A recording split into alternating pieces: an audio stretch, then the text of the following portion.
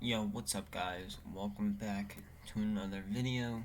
This is finally my book review on Pet Sematary, which I finished yesterday. It definitely did take me a long time to finish this book because I just haven't been in the reading spirit, I guess you can say, in a couple of days. And yesterday I finally finished the book. I was on like 360 or something, so I just read out the last like 50 pages of the book, and let me just say the last 50 pages were good. It was also kind of sad and stuff because some main characters died. And yeah, if you guys don't want any spoilers, don't watch this video because this video is going to be filled with spoilers on the book, obviously. And I do need to get a haircut because my hair is wild right now, so just don't mind my hair. It's whatever right now. So, yeah. I also will be doing another book haul. It's not going to be part 3 to my insane big book haul, no. Because my second part didn't really get that many views. But, yeah. I'm going to be doing another book haul because I've been getting a lot of Stephen King books lately. Because I've just been wanting a lot of them, so I've just been buying a lot of Stephen King books lately. I might get more. I don't know yet, but, yeah, I'm currently waiting on 2 more. I got one today. I got 2 that I didn't show either days ago, and then I'm getting one tomorrow and another at some point. So yeah, but this review is on Pet Sematary by Stephen King. So this book opens up with the Creed family, Lewis Creed, Rachel Creed, and their 2 kids, Ellie and Gage. Gage is a little infant baby, and Ellie is like give or take like 9, I think, or something like that. Or no, I think she just starts kindergarten or something. I forget. It's been a while since I started this book. All right, but yeah, they're a little small family. They're moving down in Ludlow. It's kind of like a countryside type thing going on, and across the street they have 2 neighbors, an elderly couple, Judd Crandall and Norma Crandall. Basically, what ends up happening is they have a cat named Church, and there's this road that divides the Crandalls and the Creeds residents, and trucks ride pass on that street all the time. I forget why, but yeah, they pass on that street all the time. And one day Judd and Lewis find Church dead on the side of the road, and this is Ellie's like favorite thing in the world. It is her cat, Church.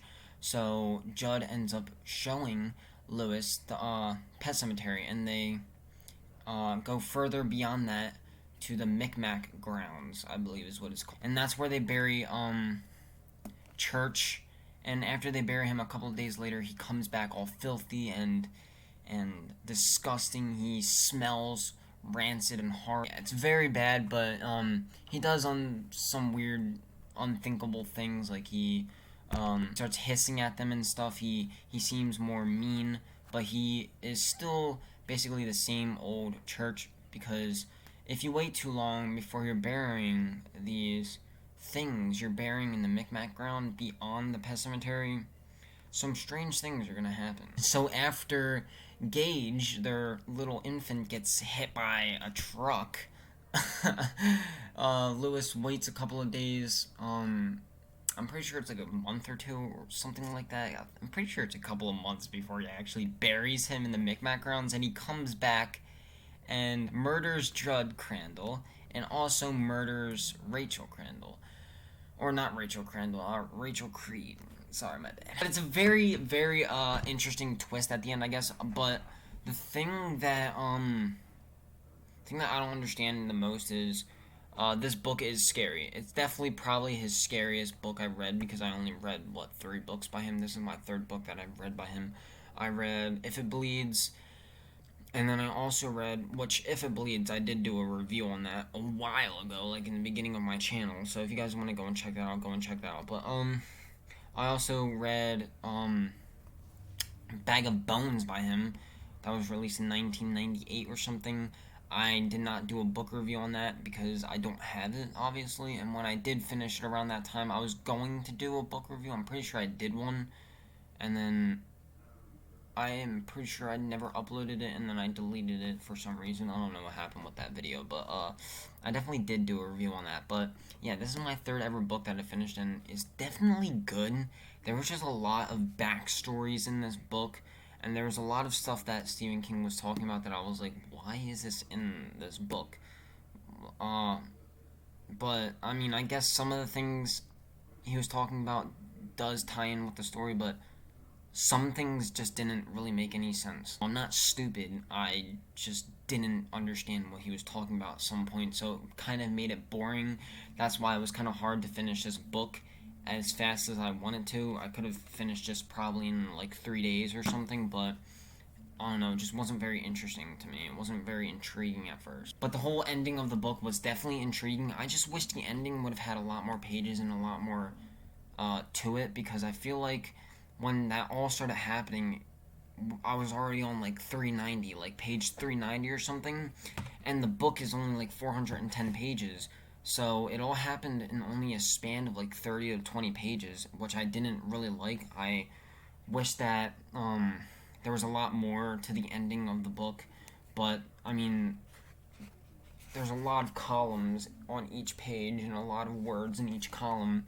So I can see why the book is as short as it was, but I think there was a lot of page fillers in this book that didn't really have to be there. Definitely a lot of unnecessary backstories, but a lot of necessary backstories as well. It was definitely an enjoyable book, but I think it's a little too popular because it wasn't really that good. But it was pretty good. I definitely would put this above. I don't know. I honestly think Bag of Bones was better than this book.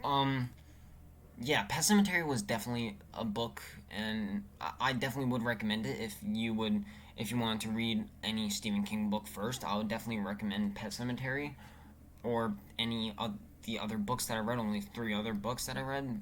But I definitely recommend it. But there was a lot of highs and lows with this book. I definitely enjoyed the ending a lot better than most of the book. The beginning of the book was also really good. There's a lot of strange happenings happening in the beginning of the book, and then it kind of went smooth, and really nothing too interesting happened except for Judd talking about the backstory of the Micmac grounds, and then also tying in with the the great and terrible is what he acknowledges. Zelda, Rachel's younger sister, who died a while back. There's just a lot of in between with that. There's a lot of upcoming with that, and it's like, why is this even mentioned as much as it is?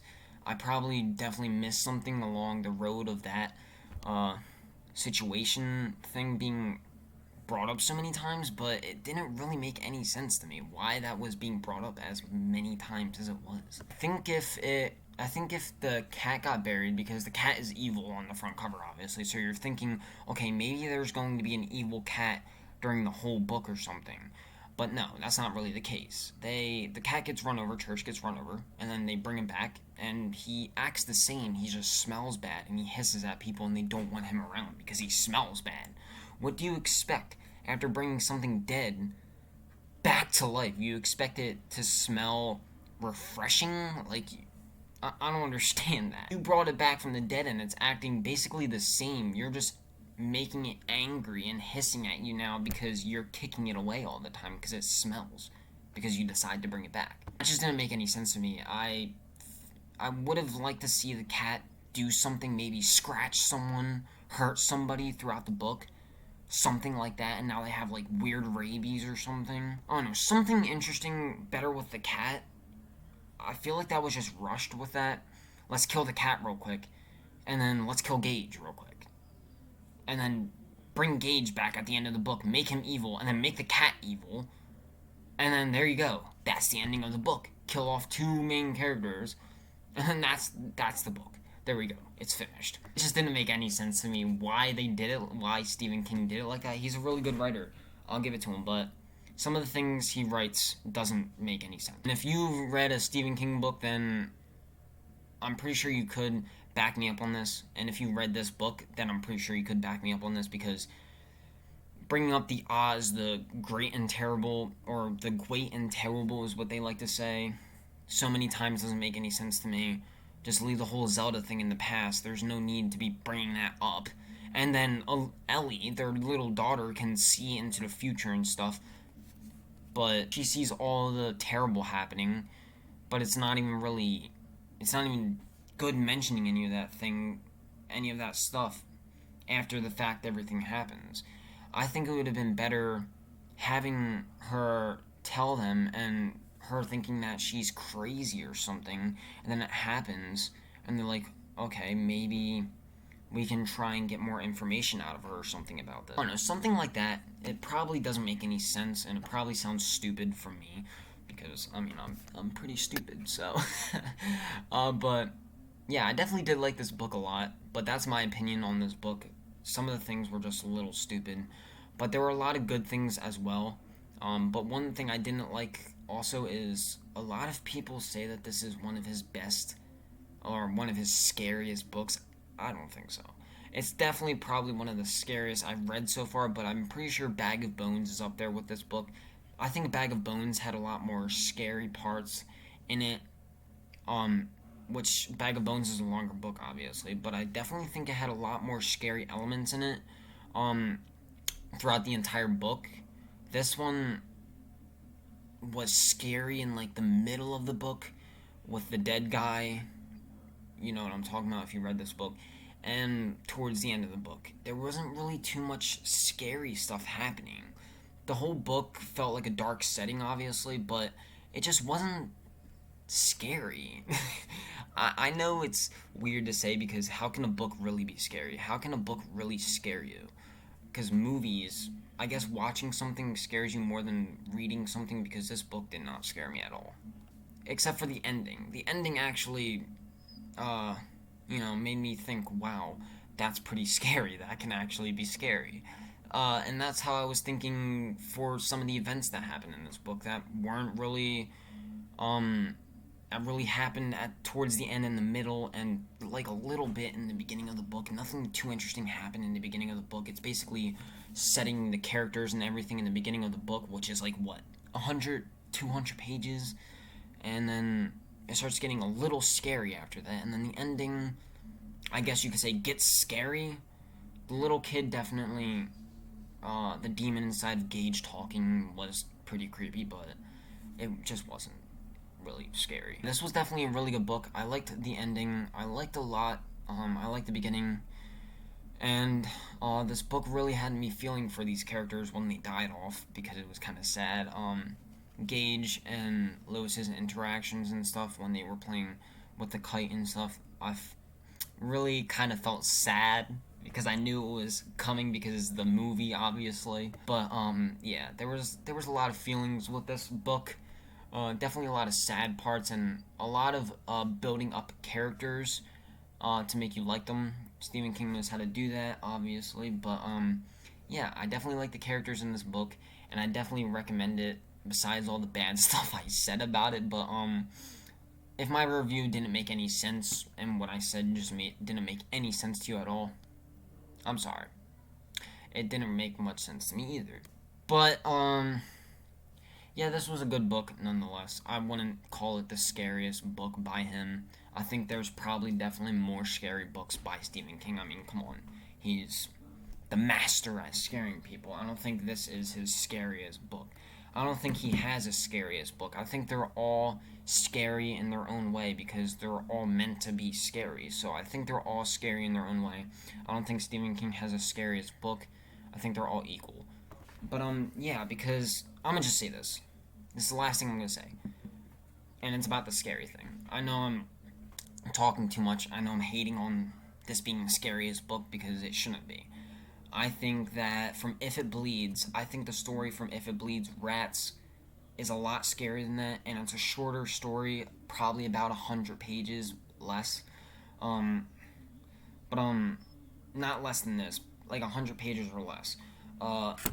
But I think for being a short story and being only around 100 pages, I think it has a lot more scary elements in that than this, and that's one of his newer books. And if you haven't given that a read, it's If It Bleeds. It's full of novellas and stuff, and short stories. So yeah, go and check that out. I guess. I mean, I think Rats in that, which is the last story, I think is a lot scarier than Pet Sematary. So there's no argue what book is his scariest, because that's definitely not his scariest. You can argue with me if you want to, but I'm keeping my opinions firm. That is not his scariest book. That's my review on Pet Sematary. If you guys enjoyed this video, give it a like, subscribe, turn on post notifications, and I'll see you in another book haul video. Peace.